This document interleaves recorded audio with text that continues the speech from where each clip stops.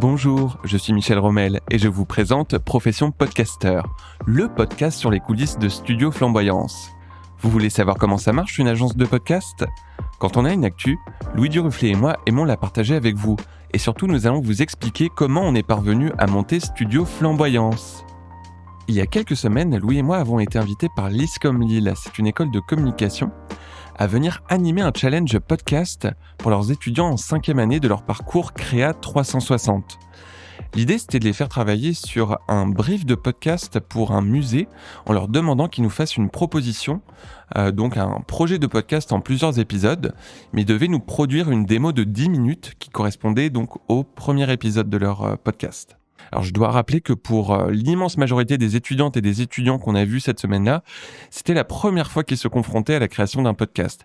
Et même pour certains, c'était la première fois qu'ils en écoutaient un. Donc il fallait à la fois leur donner les outils de base pour qu'ils se sentent assez en confiance pour créer leur premier podcast.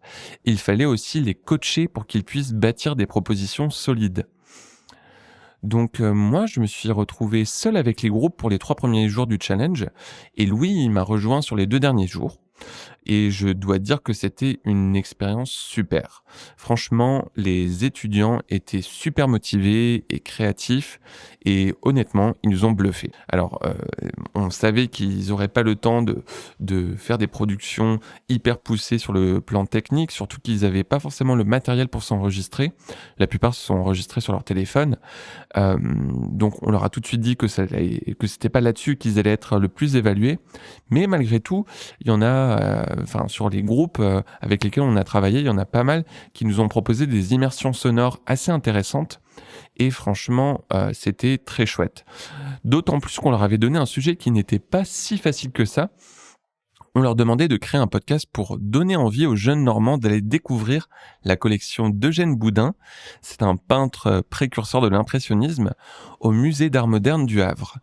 Voilà, on voulait vraiment les mettre au défi de se saisir d'un sujet avec lequel ils n'étaient pas forcément familiers pour en tirer des propositions intéressantes qui soient pas un simple audio guide de musée. Voilà, on voulait aussi les challenger là-dessus, de créer quelque chose qui puisse intéresser les jeunes Normands qui n'ont pas l'habitude d'aller au musée.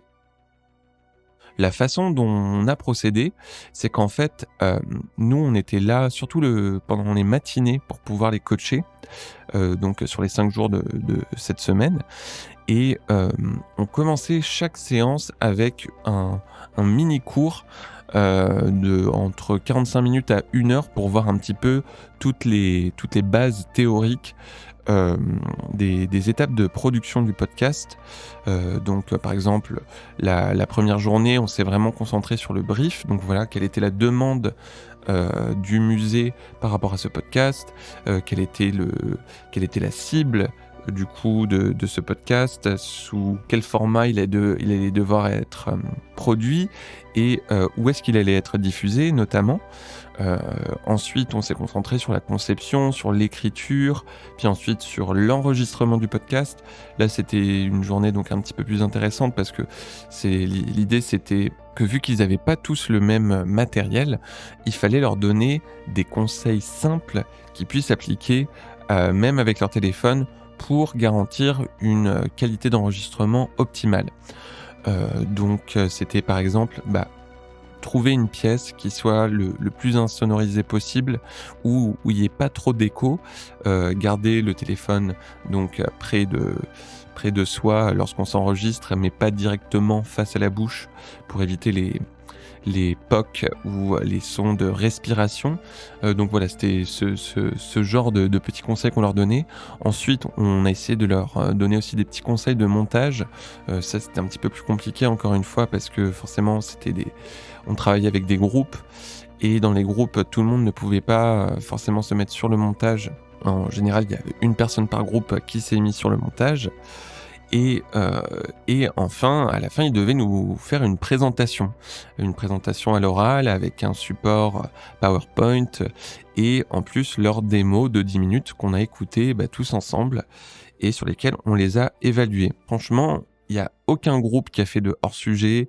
Tous nous ont proposé des choses assez différentes, ce qui nous a surpris en bien parce qu'on avait on s'attendait à ce que les propositions des élèves soient assez similaires et en fait, voilà, ils étaient tous hyper créatifs.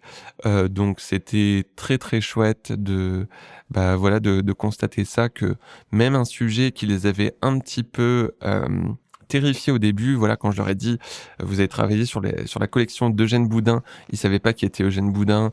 En plus, comme on était à Lille, ils pouvaient pas se rendre au musée du Havre pendant la semaine pour aller voir cette collection. Et tout ça, bien sûr, c'était volontaire de notre part, hein, voilà. Et finalement, ils ont tous réussi à créer des connexions entre les jeunes Normands d'aujourd'hui et le musée d'art moderne du Havre et la collection d'Eugène Boudin. Donc franchement, ils nous ont époustouflés. Alors évidemment, vous nous connaissez, on a toujours nos micros sur nous, donc on n'a pas pu s'empêcher d'aller leur poser quelques questions sur leur expérience, savoir si ça s'était bien passé, s'ils avaient rencontré des difficultés ou si ça leur avait donné des idées de podcast pour la suite. Donc je vous laisse écouter ça. Alors du coup, cette semaine, c'était une semaine où vous avez fait un podcast et appris à faire un podcast. Est-ce que vous aviez déjà fait des podcasts avant ? Moi jamais, personnellement. Jamais. Non. Et c'était une découverte. Franchement, c'était une découverte pour nous tous, je pense, d'enregistrer un podcast. On a fait avec les moyens du bord parce qu'on n'a pas forcément de moyens d'enregistrement audio, etc. Donc on a fait avec les portables. Mais on a tous bien aimé.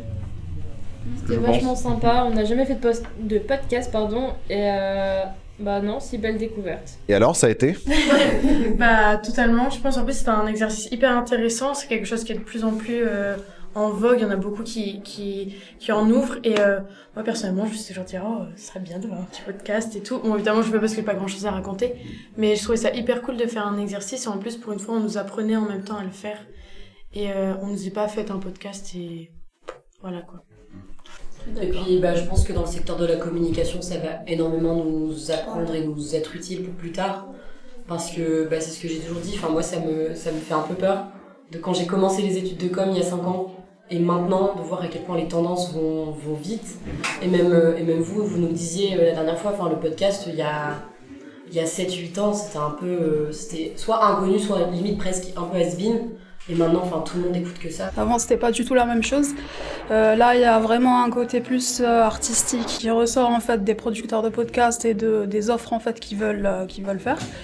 Et du coup, petit à petit, avec ce séminaire en plus, là, j'ai vu un peu plus de conseils sur la production, etc. Là où je m'y connaissais pas, par contre, pour la production, mais j'avais en fait une vue d'ensemble sur le monde du podcast. Est-ce qu'il y a une partie du challenge que vous avez trouvé plus compliqué que d'autres ? Notre groupe, sur notre podcast, on a eu un gros travail de rédaction je pense qu'on a perdu l'habitude de faire un peu, vu qu'on est dans une classe où on fait beaucoup de visuels.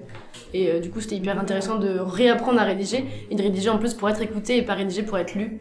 Et donc c'était hyper intéressant et un peu compliqué, je pense, de passer d'une rédaction lue à une rédaction verbalisée, quoi.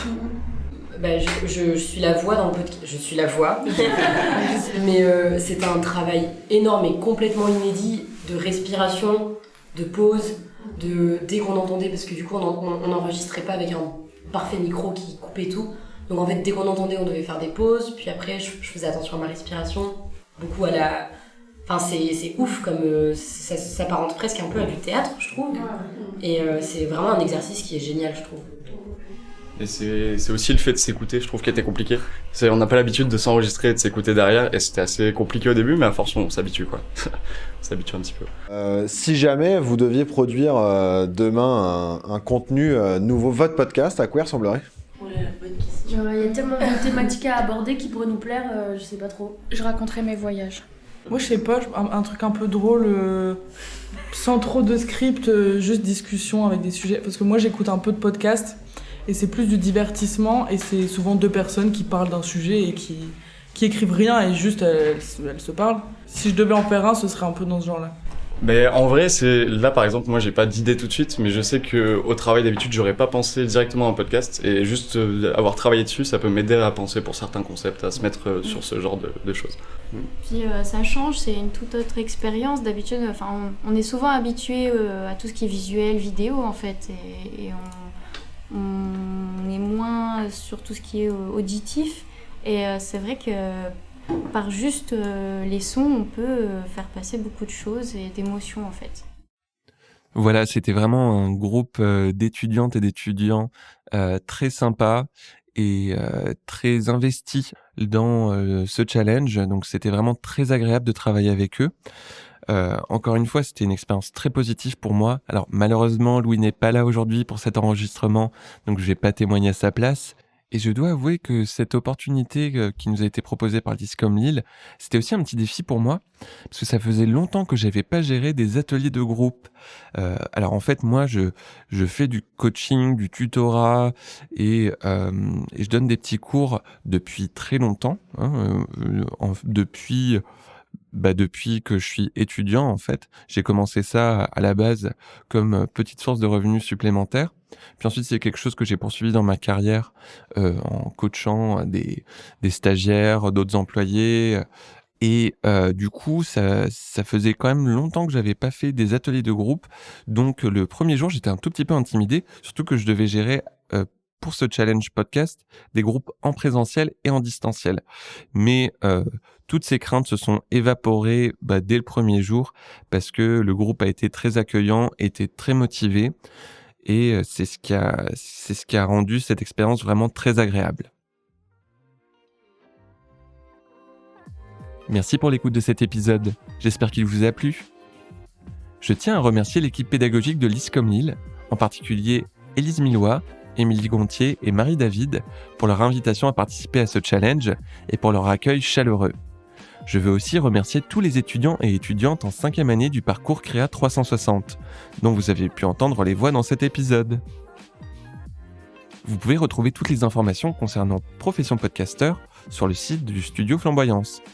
flamboyance.fr. Attention, Flamboyance s'écrit au pluriel. Nous sommes présents sur Facebook, Instagram, Twitter, LinkedIn et YouTube. N'oubliez pas de vous abonner pour ne pas rater un épisode. Et surtout, je sais qu'on le répète tout le temps, mais parlez-en autour de vous. Et continuez à mettre des petites étoiles sur vos applis et sur nos cœurs, ça nous aide vraiment. Retrouvez toutes nos autres émissions sur notre site et sur toutes les applications de podcast, notamment Dormir, un podcast qui parle de notre rapport au sommeil. Allez, à bientôt.